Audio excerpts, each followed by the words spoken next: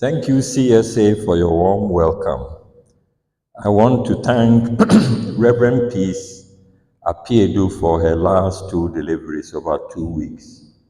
And then she took us through a meditation session to remind us of who and what we are.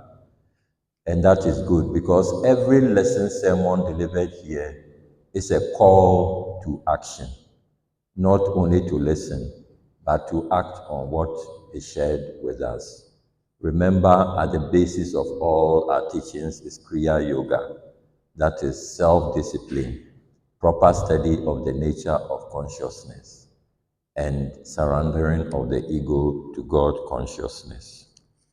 Okay, that said, my lesson sermon for today is one by Roy Eugene Davis, which is self-revelation that illumines our mind and consciousness. Self is not a small self, but our larger self, which is spirit revelation that illumines our mind and consciousness. Mental clarity and restoration of our consciousness to its original pure wholeness can easily occur when innate awareness and knowledge of our true nature spontaneously emerges. And he's going to show us how.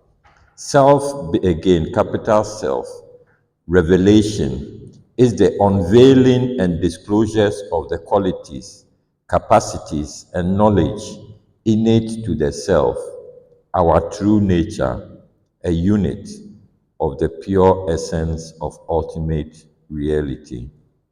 In actual fact, all our actions, all our everything is geared towards knowing who and what we are and what our purpose on this earth is. If we do not discover that, then we have missed the mark. And it is high time we try to discover who and what we are and our true mission on earth is. Illumination clarifies and brightens. Our mind receives and stores impressions or memories of perceptions, preserves our history, and enables thinking and reasoning. When the mind is modified with erroneous ideas, restlessness, and conflicted subconscious influences, perceptions are inclined to be illusional or inaccurate, and thinking is not rational. An illumined mind allows us to have extraordinary intellectual abilities that enable us to discern truth from untruth. It reveals and provides knowledge of realities that were not formally perceived, and our innate self-knowledge that enables comprehensive understanding of ultimate reality and its processes of cosmic manifestation.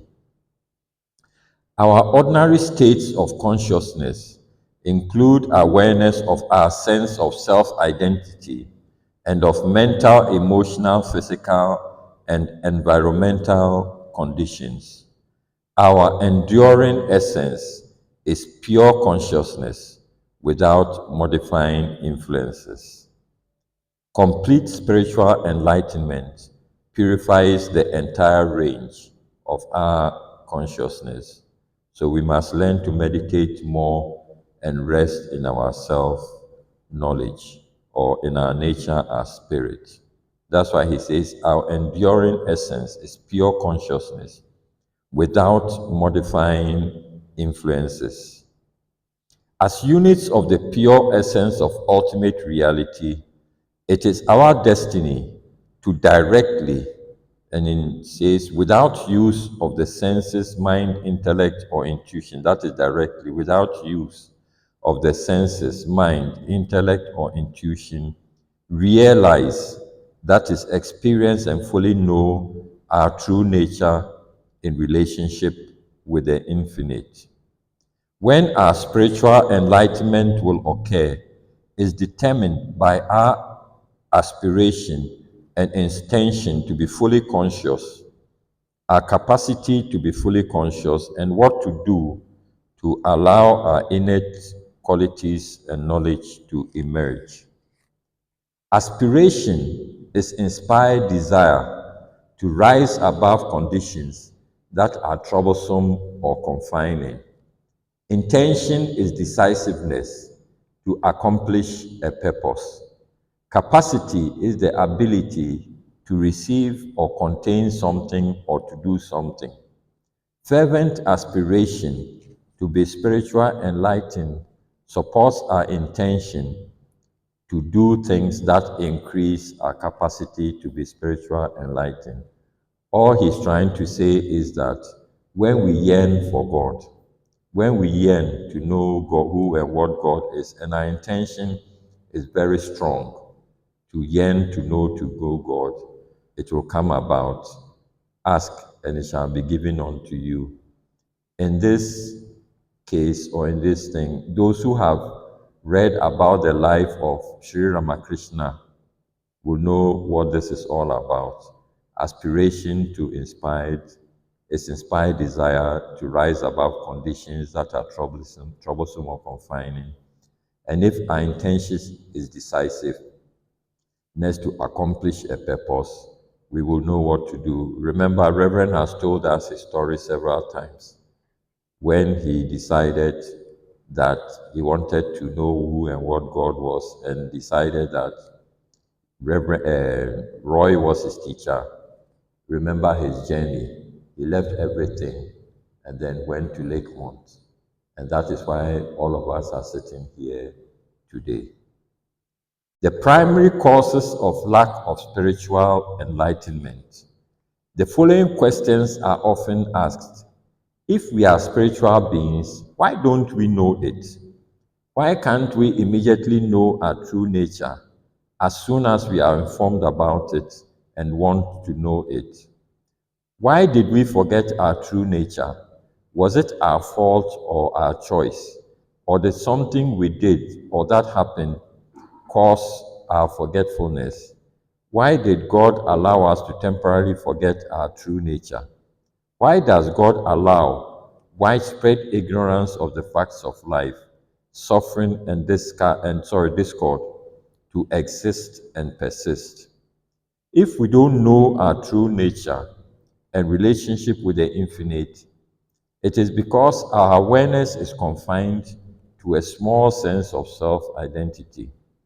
Our mind is restless and modified by false ideas and illusions, and or our powers of discriminative intelligence are not yet developed or effectively used. Again, when we learn to discriminate properly, then we can tell right from wrong, what is real and what is not real. And then we will not be following material things alone, but we will seek the real, and the real alone is God. If we do not know our true nature and relationship with the infinite, it is because our awareness is confined to a small sense of self-identity. Our mind is restless and modified by false ideas and illusions, and or our powers of discriminative intelligence are not yet developed or effectively used. A small sense of self-identity confines our consciousness. Our capacity to know and experience our true nature can be enlarged by wanting to be self-realized, learning to calm the mind and emotions, and meditate effectively. There is one book, God Alone, by Sister Janamata, and I will highly recommend it for one who yearns to know the truth on the spiritual path. God Alone. She was a disciple of Paramahansa Yogananda. According to one philosophical concept, when souls or units of the pure essence of ultimate reality are individualized, some are so strongly influenced by inertia in the primordial field of nature that their awareness is blurred and their ability to discern is diminished. Others may become identified with matter because of curiosity or restlessness. What he's talking about is the three gunas which influence all of creation: tamas, rajas, and sattva. And we should learn to align ourselves with sattva, which is the uplifting influence in creation. That which is commonly referred to as God is the ultimate reality with a pure essence, devoid of characteristics and an expressive aspect with energetic attributes which produce universes. God doesn't change. Since it is not a cosmic person, events that occur in subtle and material worlds are in accord with natural principles of cause and effect. We are under cause and effect until we learn to be under grace. Although these philosophical concepts and principles may be far different from that which we are told by others or may not be easily comprehended, our own diligent, profound investigation can reveal what it is. Knowledge that is not personally discovered cannot be satisfying. That is why, on the spiritual path, Reverend said, Roy told him, we learn by doing. That is the only way to learn. We learn by doing. Again, our lesson sermons are a call to action. So whatever we share here, any of the ministers, is a call to action to practice what we are taught. Remember what Lahiri Mahasaya said, practice, practice, practice, and one day the goal is reached. Mahabharata Babaji also said, even a little practice of this way of life saves one from great fear of death. Knowledge of how to nurture spiritual growth is now more widely available, understood, appreciated, and effectively used. Although how to awaken spiritually has been known for several thousand years, until recently, only a few people have had the sincere desire or capacity to do what is necessary to experience it. In our current era, interest in spirituality is rapidly increasing, and more people are using their intelligence, creative imagination, and willpower to enhance their lives. Humans have been evolving on the planet for a few million years, yet permanent communities were established only 10 to 15,000 years ago. Foods were planted and harvested. Some animals were domesticated. Harmonious groups of people were organized. Money was created to make transfers of goods and services easier, and the use of numbers and written forms of communication became widespread. Significant information about religious ideas and practices have been traced to groups of people who migrated from what is now southern Russia to several European regions, Persia, and India about 3,000 years ago. They called themselves Aryans, or noble people, now referred to as Indo-Europeans. Influences of their language are still found in Sanskrit and many European languages, including Old German, which influenced the formation of the English language. Their forms of worship included offering ritually slain and burnt animals to the gods, forces that were thought to control winds, the gods that is in small g, forces that were thought to control winds, rain, and other processes of nature, along with prayers and hymns.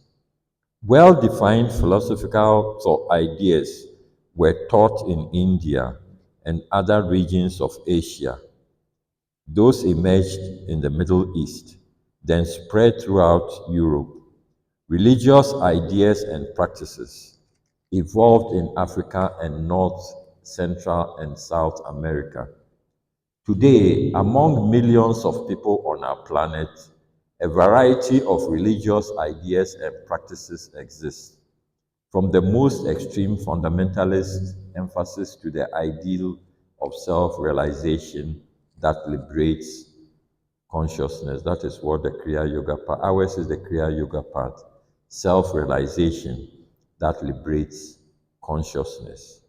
From the late 1880s, some new thought movements such as Christian Science, Unity, Science of Mind, and a few others emerged.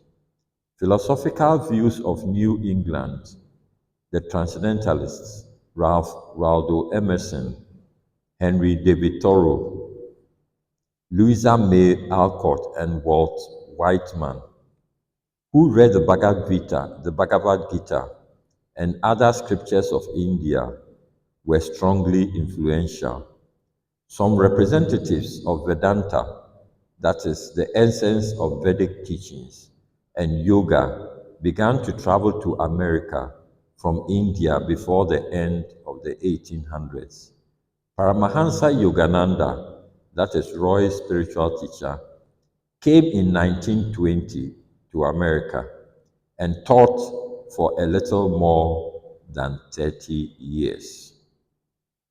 Now he's teaching us, he says, how to weaken, remove, and transcend conditions that interfere with spontaneous spiritual awakening and enlightenment. The first cause of lack of spiritual awareness is a flawed perception of self identity, that is, small self identity.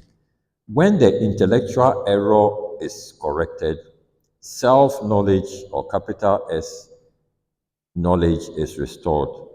Innate self knowledge is never absent.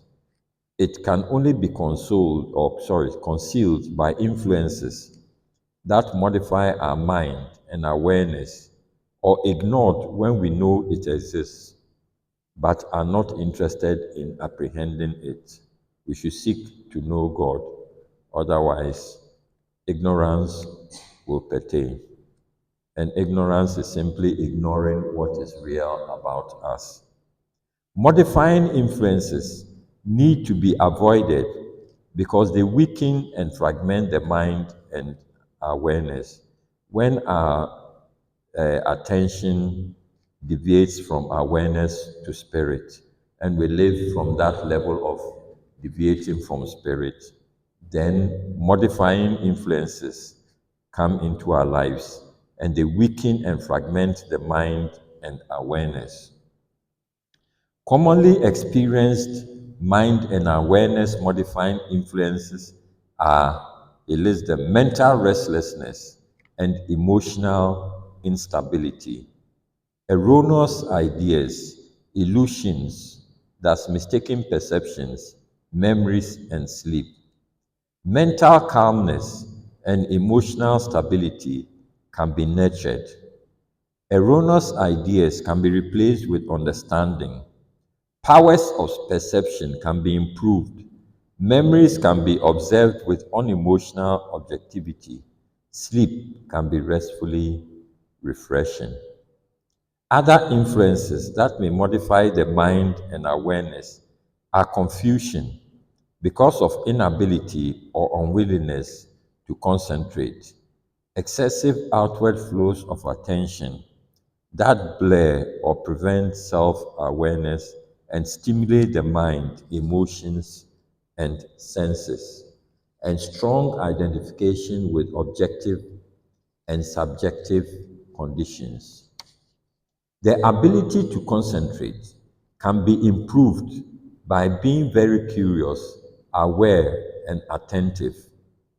The habit of allowing attention to flow outward mostly, and strong identification with objective and subjective conditions can be overcome by being more self aware and emotionally mature and higher purpose directed rather than having only superficial interests and relationships.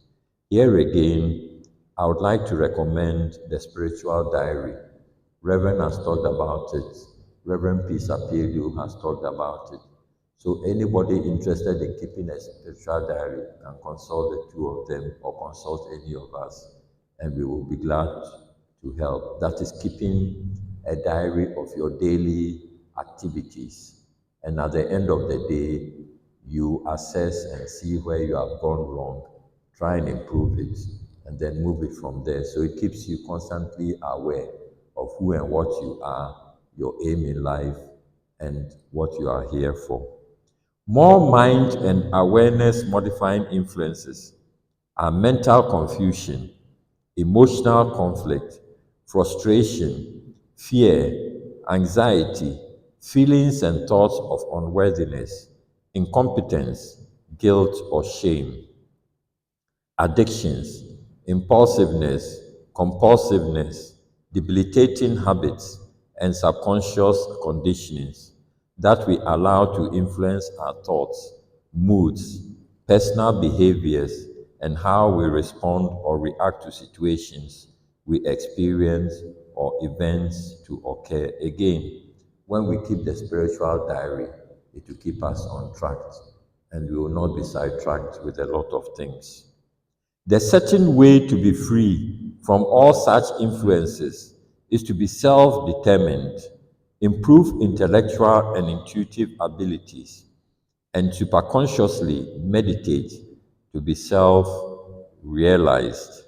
Again, I want to stress the basis of Kriya Yoga, which is self discipline, proper study of the nature of consciousness, meditation, and surrender of the ego to God consciousness. Let us always have that at the back of our minds. And every day, if possible, let us recite it. Self discipline, proper study of the nature of consciousness, meditation, and surrender of the ego to God consciousness. The more self aware and wisely decisive we are, the easier it is to avoid being unduly influenced and to choose our mental states, states of consciousness and actions. All religious and enlightenment traditions emphasize the value of morality, disciplined thinking and behavior, and practices that bring forth innate spiritual qualities. What is he talking about? He says all religious enlightenment traditions, they emphasize the yamas and the niyamas. In a Buddhist scripture, which is called the Eightfold Path, is described as the way to awaken to serene self knowing, right understanding, right aspirations, right speech, right conduct, right livelihood, right endeavor, right mindfulness or awareness, and right contemplation. In yoga traditions, practices include devotion, intellectual discernment, avoidance of egocentric thoughts, emotions, or behaviors,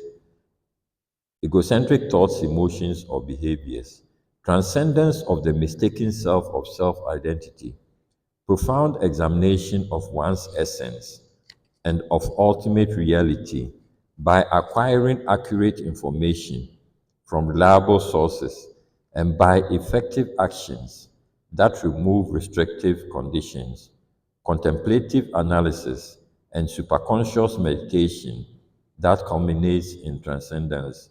What Roy is trying to say is that the spiritual path is not a difficult thing.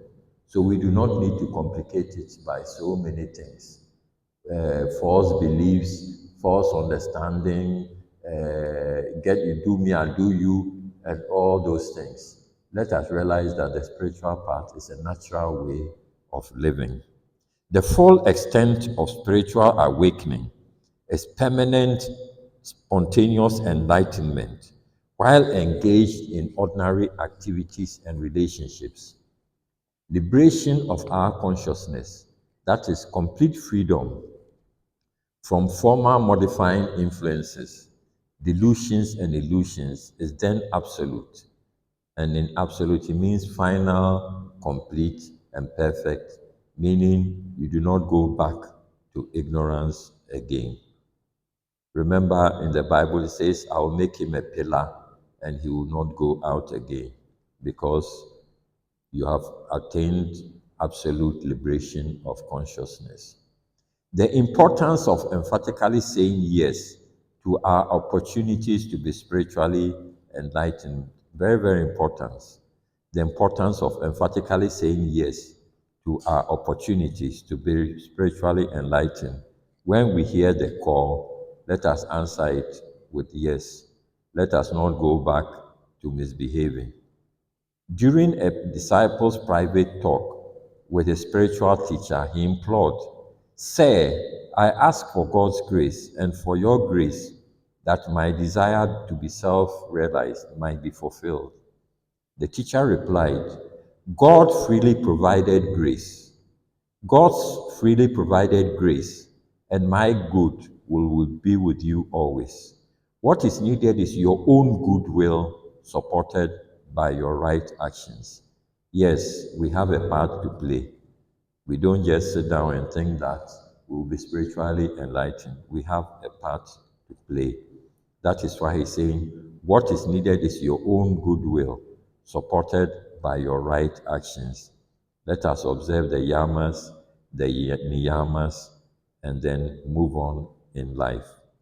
Our aspiration to be spiritually enlightened is evidence of our capacity to be fully self and God realized. What is needed is to support aspiration with right thinking, right living, learning, and spiritual practices that improve our intellectual abilities or powers, calm our mind, and clarify our awareness. Always remember, our lesson sermons is a call to action. Whoever sits here will do the same thing, a call to action. What is needed is to support aspiration with right thinking, right living, learning, and spiritual practices that improve our intellectual powers, calm our mind, and clarify our awareness. Debilitating conditions will be removed, and the enduring qualities of our pure essence will naturally emerge. We cannot hope to be spiritually enlightened if we insist on thinking and behaving in ordinary habit bound ways and prefer to be small minded instead of expansive and insightful. Through our spiritual practices, we realize that we expand our consciousness. And where does it go? Our consciousness expands to infinity. There is no end in expansion of consciousness. To have the results we want to have, we must do what is necessary to allow them to be experienced. Every rational person is free to choose their current mental attitudes and actions and their near and distant future experiences. Every rational person is free to choose their current mental attitudes and actions and their near and distant future experiences. Now we do an affirmation to end the lesson sermon. I'll say it first and then we repeat it after me. I immediately say yes to all opportunities to be fully spiritually enlightened.